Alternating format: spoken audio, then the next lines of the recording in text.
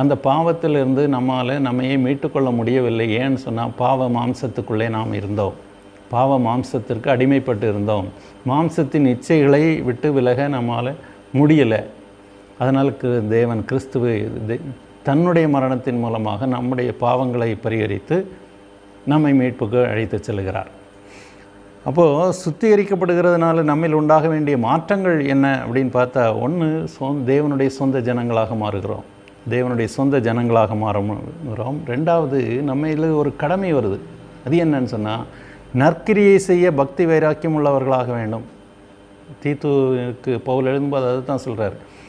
அவர் நம்மை சகல அக்கிரமங்களில் நின்று மீட்டு கொண்டு தமக்குரிய சொந்த ஜனங்களாகவும் நற்கிரியைகளை செய்ய பக்தி வைராக்கியம் உள்ளவர்களாகவும் நம்மை சுத்திகரிக்கும்படி. இப்போ இந்த சுத்திகரிக்கிறதனுடைய நோக்கமே என்னென்னா, நாம் தேவனுடைய ஜனமாக மாற வேணும். ரெண்டாவது, நற்கிரியைகளை செய்கிறதுக்கான பக்தி வைராக்கியம் நமக்கு இருக்க வேண்டும்.